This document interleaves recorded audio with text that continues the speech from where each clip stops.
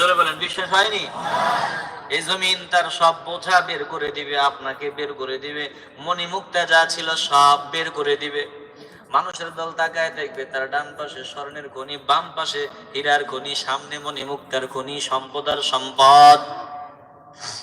জমিন তার ভিতরে সব খনি বের করে দিবে, মানুষ বের করে দিবে, যা আছে সব বের করে দিবে। ওই দিন মানুষের দল এই দৃশ্যটা দেখার পর আওয়াজ নিয়ে বলবে, ওয়াকালাল ইনসানু মালাহা,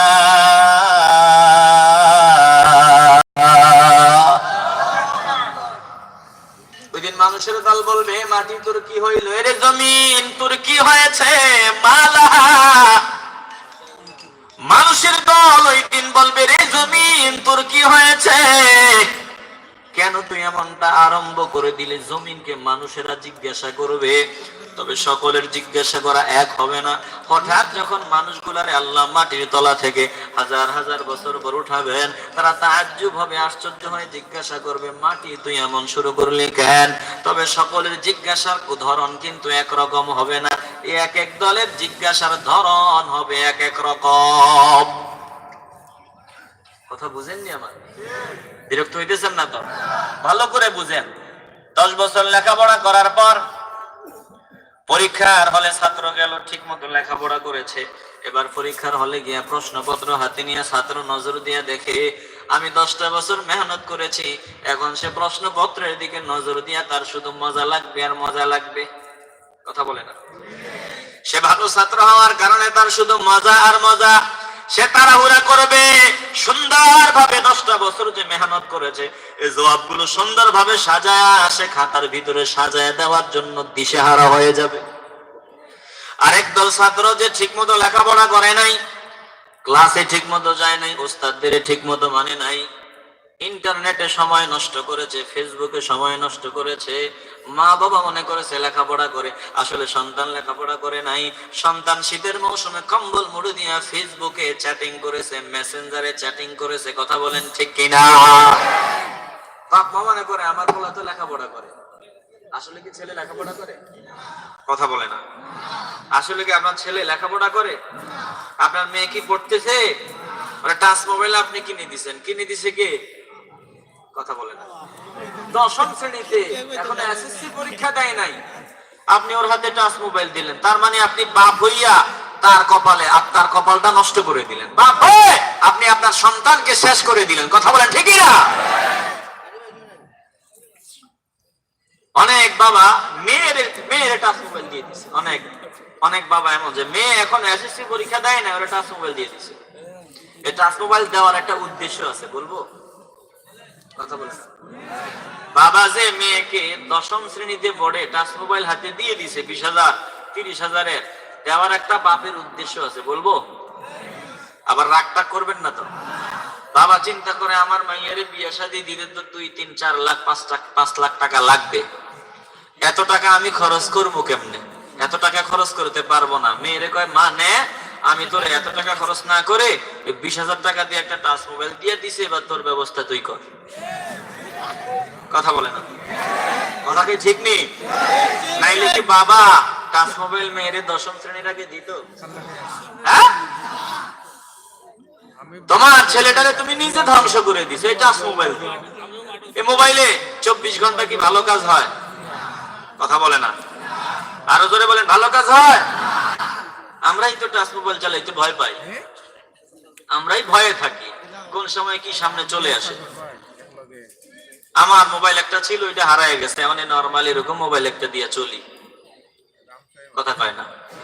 আল্লাহ কি তৌফিক দেয় নাই? যদি মোবাইল ওই 5 লাখ টাকা দামের মোবাইলও যদি হয়, ওইটা কি নেওয়ার তৌফিক আল্লাহ দেয় নাই? কথা বলেন না কেন? নিলে কি ওইটা নিতে পারি না? কিন্তু এইটা দিয়ে চলে না। আস্তে কোন কেন? এইটা দিয়ে চলে না। এই মোবাইল নামক গজবে তোমার চোখ গেছে, তোমার কান গেছে, তোমার মেধা গেছে, তোমার যৌবন গিয়েছে। ঠিক না? ইন্টারনেটের আসক্তি থেকে আজ এই যুব সমাজকে বাঁচাতে হবে। মদের আসক্তি, আমরা ওয়াজ করি, ইয়াবা সেবনে ইয়াবা আসক্ত হয়ে যাচ্ছে, গাঁজার আসক্ত হয়ে যাচ্ছে, এই যুব সমাজ মাদক আসক্ত হয়ে ধ্বংস হয়ে যাচ্ছে। আমাদের খবর নাই যুব সমাজ বর্তমানে সব থেকে বেশি যেটা আসক্ত হয়ে যাচ্ছে, ওটা হচ্ছে এই টাচ মোবাইল। ওটার নাম হলো ইন্টারনেট, ইন্টারনেটের আসক্তি। কথা কন না কেন? ভালো করে খেয়াল করে নেন, আপনার মেয়েকে আপনি মোবাইল ফোন ব্যবহার করতে দিবেন না। ঘরে মোবাইল ফোন আছে, ওটা দিয়ে চলবে, প্রয়োজনে বান্ধবীরা ফোন দিলে ওটাই হবে। এর দামি মোবাইল ফোন দেওয়ার দরকার নাই। কথা কয় না? যুবক, দামি মোবাইলের ব্যবহার করার দরকার নেই। আপনার ছেলেরা মায়া করে দামি মোবাইল দেওয়ার দরকার নাই। বলে দেন, বাবা আগে স্বাবলম্বী হও, আগে বড় হও, এরপরে যত টাকার মোবাইল চাও আমি কিনে দিব। তুমি বড় হও, মাস্টার্স কমপ্লিট করো, অনার্স কমপ্লিট করো, তোমাকে ডাক্তার বানাবো, ইঞ্জিনিয়ার বানাবো, ব্যারিস্টার বানাবো, ভালো ভার্সিটিতে চান্স পাওয়া লাগবে। আগে তুমি আমার আশা পূরণ করে দাও, এরপরে তোমার যা লাগবে সব কিছুর ব্যবস্থা করে দিব। জোরে কোন ঠিক কিনা? কিন্তু আপনি এসএসসি পরীক্ষার পরেই দিয়ে দিলেন, এই 10টা বছর লেখাপড়া যাই করলো, এখন আর লেখাপড়া তার মন বসবে না। কারণ যখন লেখাপড়ার সময়, তখন শয়তান ভিতরে ঢুকে, একটু ফেসবুকে ঢুক, একটু ইমোতে ঢুক, একটু মেসেঞ্জারে ঢুক, এরপর একটু ইউটিউবে চার্জ করে যা পার তা দেখ। তাইলে সে মোবাইলে ঢুকলো, ঢুকার সময় নিয়ত করলো মাত্র আধা ঘন্টা মোবাইলে থাকবো, বেশি থাকবো না।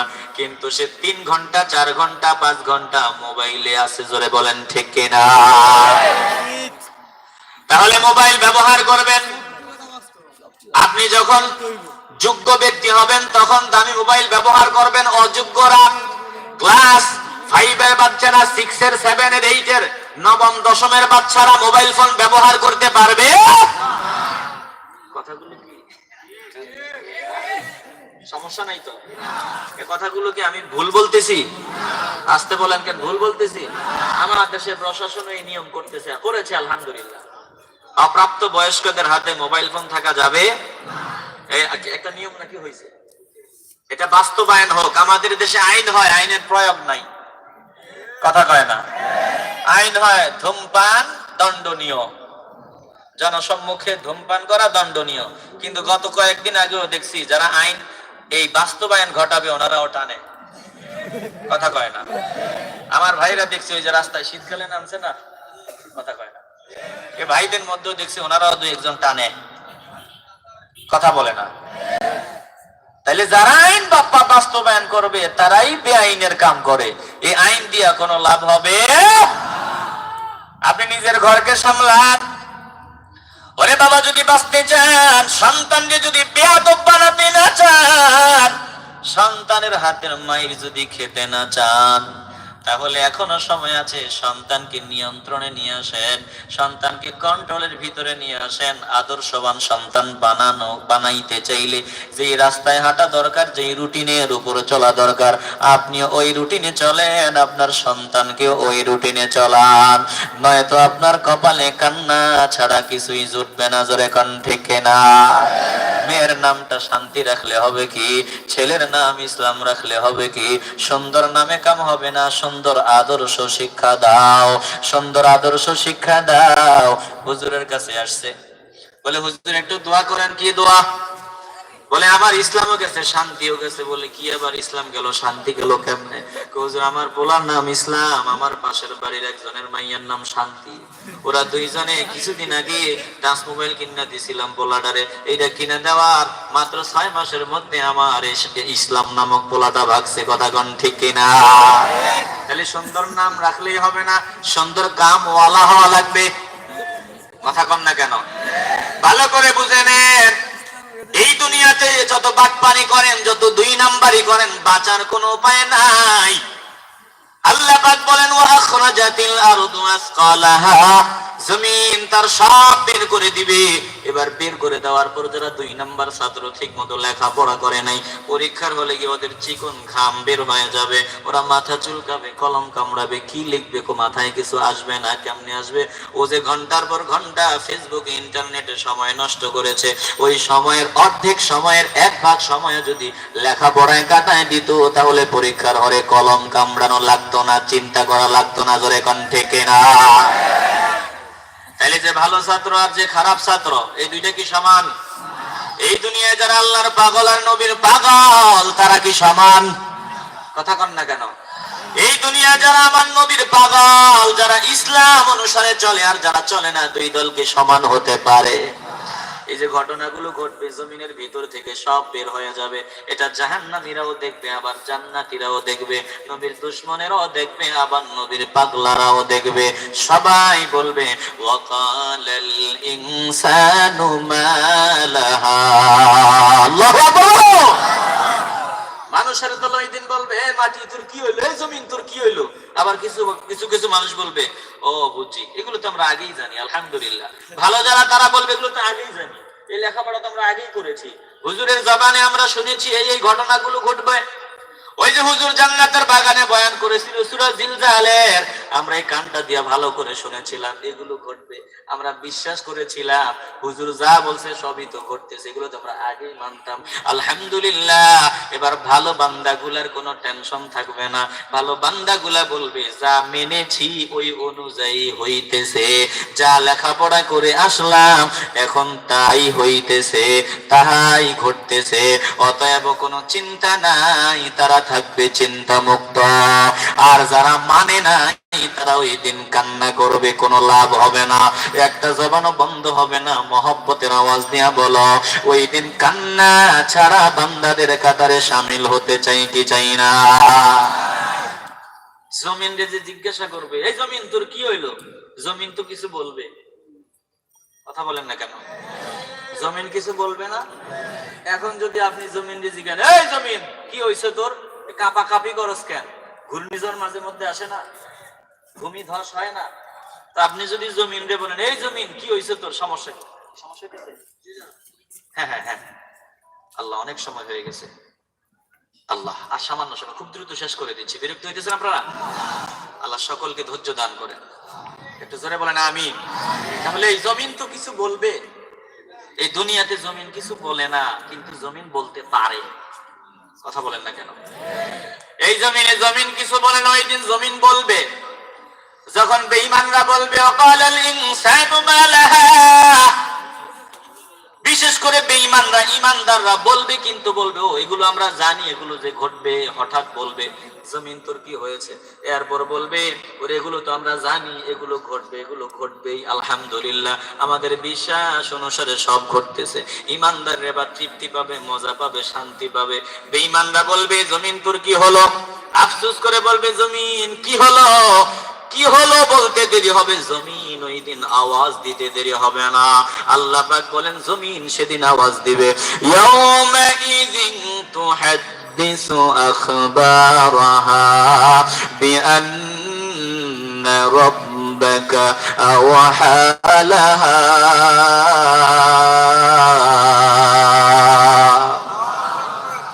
ওই দিন জমিন ডাক দিয়ে বলে রে বেঈমানের দল, এই জমিনে আমার উপর কত জুলুম করেছো, কত অত্যাচার করেছো, বুক ফুলায়া ফুলায়া লুঙ্গি, বাম হাতে লুঙ্গি টান করে হাতের উপরে উঠাইয়া ডান হাতে সিগারেট নিয়ে মুরব্বীর সালাম দেও নাই, ইজ্জত করো নাই, সম্মান দেও নাই, জমিনে অহংকার করে চলেছে, ওই দিন কিছু বলি নাই।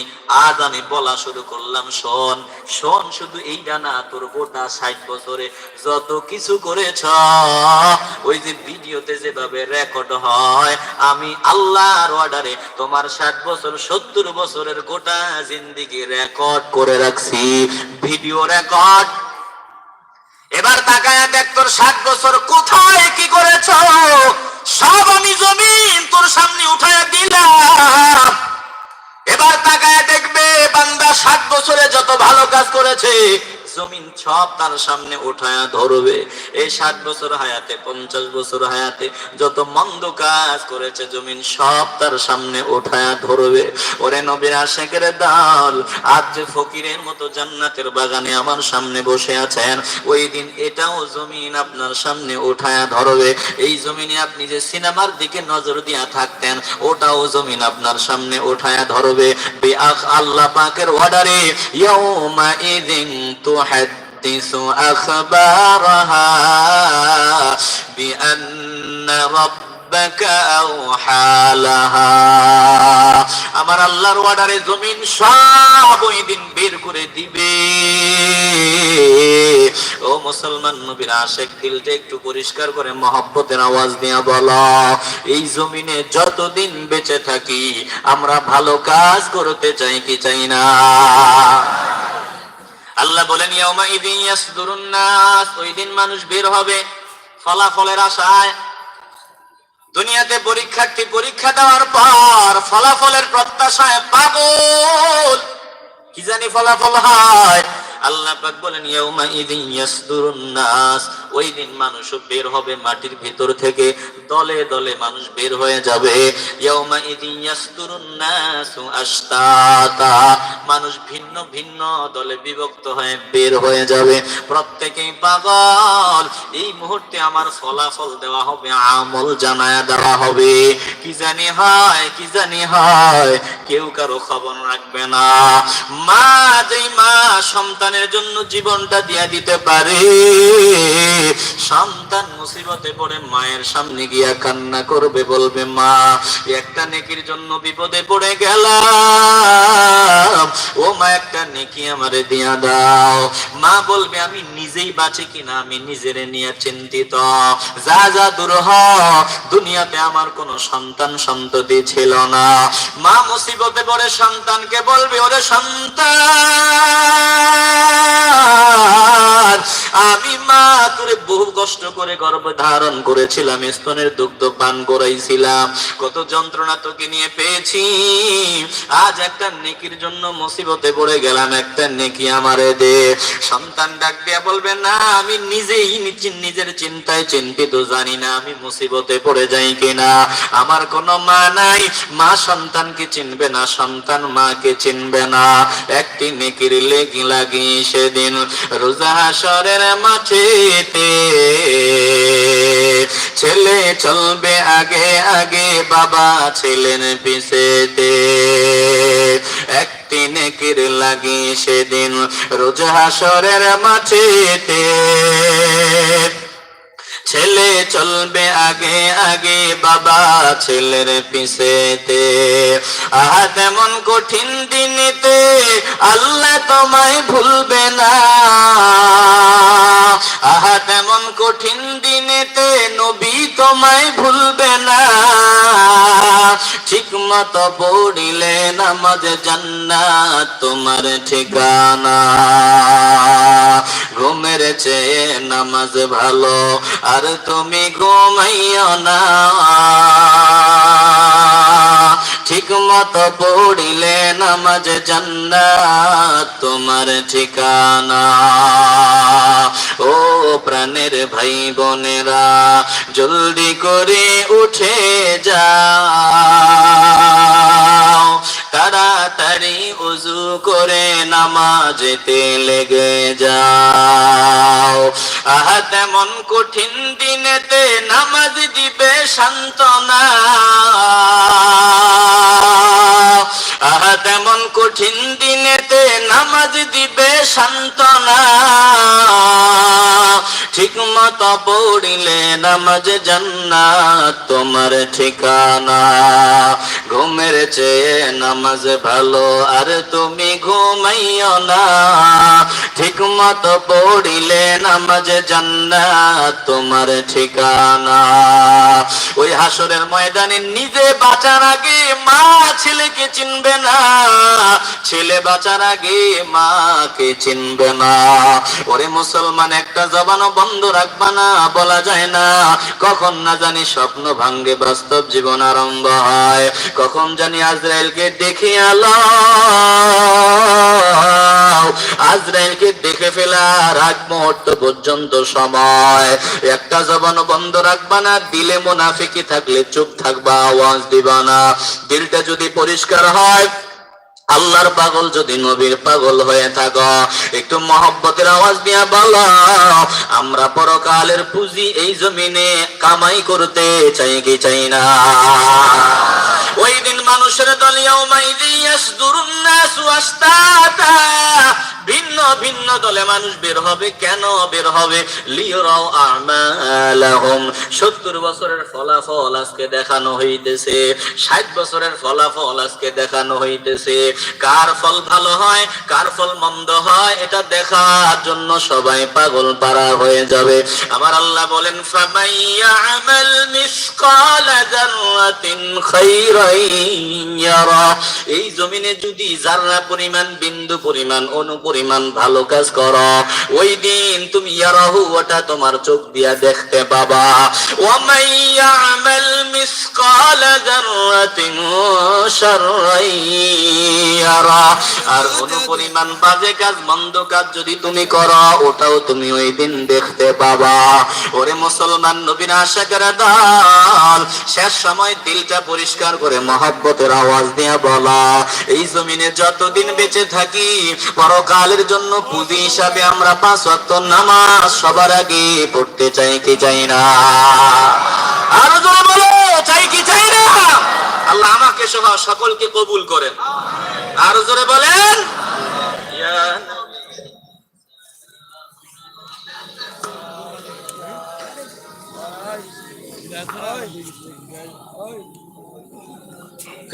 يا حبيب سلام عليك صلوات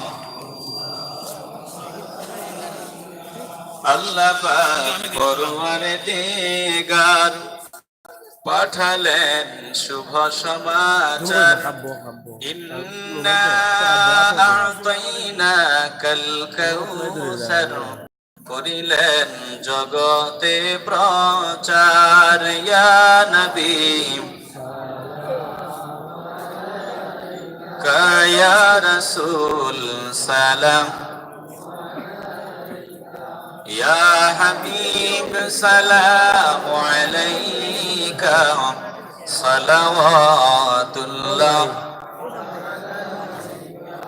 কত ধনীরা হজ করিতে যায়, আপনার রওজাতে সালাম জানায়, অদমে ভাবি নিরালায়, যাব কেমনে আপনার রওজায়। ইয়া নবী ইয়া রাসূল সালাম, ইয়া হাবিব সালাম আলাইকা সালাওয়াতুল্লাহ।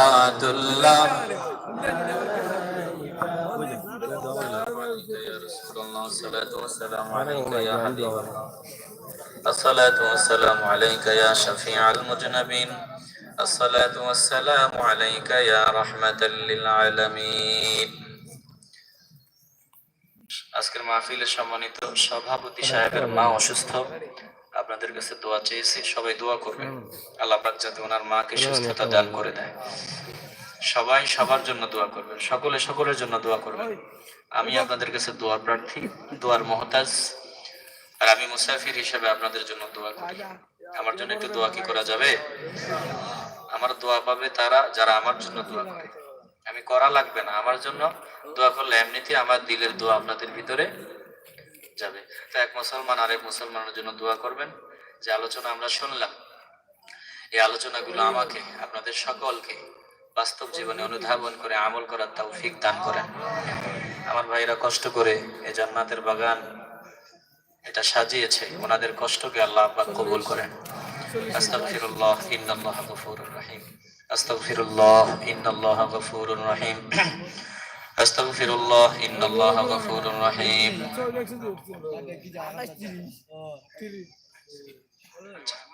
আলহামদুলিল্লাহি রাব্বিল আলামিন, আসসালাতু ওয়াসসালামু আলা সাইয়্যিদিল আমবিয়া ওয়াল মুরসালিন ওয়া আলা আলিহি ওয়া আসহাবিহি আজমাইন। ربنا ظلمنا أنفسنا وإن لم تغفر لنا وترحمنا لنكونن من الخاسرين. ربنا لا تزغ قلوبنا بعد إذ هديتنا وهب لنا من لدنك رحمة ইন্নাকা আনতাল ওয়াহ্হাব ইয়া আরহামার রাহিমিন ইয়া আরহামার রাহিমিন। আয় আল্লাহ তাআলা তাকায় দেখেন অনেকগুলো বান্দা আমার সামনে ফকিরের মতো নত যেন হয়ে ঠান্ডার উপর।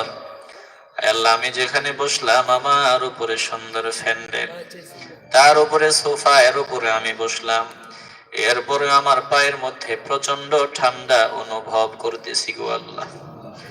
আপনার এই বান্দাগুলা এত ব্যবস্থা নাই, সরাসরি মাটির উপরে ফকিরের মতো নত যেন হয়ে দুইটা হাত জোড় করে আমিন আমিন বলতেছে গো আল্লাহ। জীবনে কখনো এই বান্দারা এই সুরতে কারো কাছে হাত উঠায় নাই।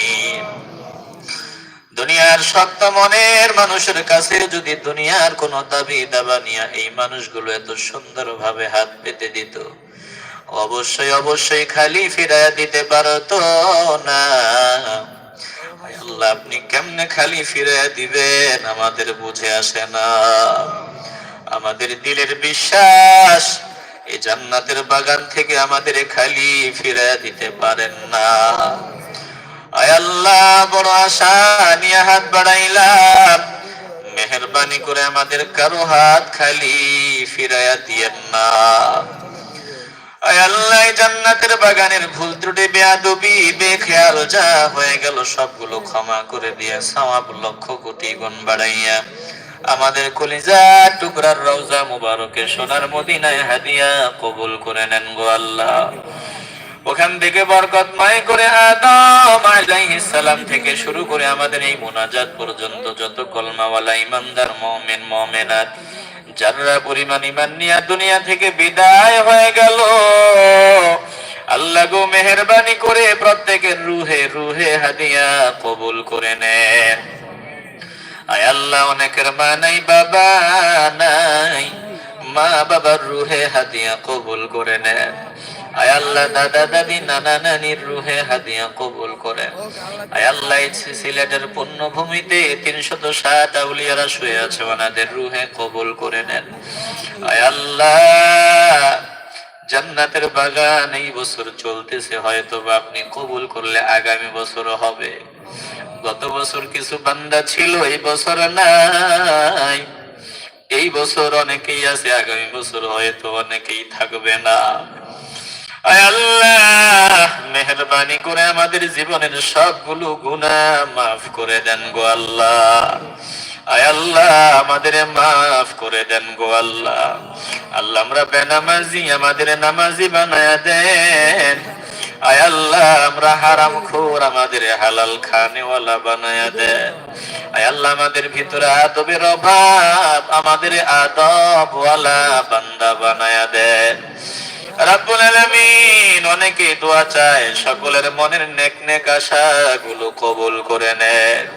আয় আল্লাহ আমাদেরকে দুনিয়াতে ব্যর্থ বান্দা বানায়েন না, সফল বান্দাদের কাতারে শামিল করে দেন। আয় আল্লাহ বাবা মার যোগ্য সন্তান হিসাবে কবুল করে নেন। বাবা মার খেদমত প্রাণ ভরে করার যোগ্যতা দান করে দেন। আয় আল্লাহ আখিরি তামান্না, জানি না কোন দিন জানি স্বপ্ন ভাঙ্গি বাস্তব জীবন আরম্ভ হয়ে যায়, কখন জানি আজরাইল আমাদের সামনে হাজির হয়। আয় আল্লাহ যেদিন আজরাইল পাঠাবেন পরিপূর্ণ ঈমানদার না বানায়া পাঠায়েন না। শেষ সময় আমাদের সকলের জবানে কলবে পড়ার তৌফিক দিন ইমানি কালেমা লা ইলাহা ইল্লাল্লাহু মুহাম্মাদুর রাসূলুল্লাহ। আসসালামু আলাইকুম ওয়া রাহমাতুল্লাহি ওয়া বারাকাতুহু। আলহামদুলিল্লাহ আমরা এত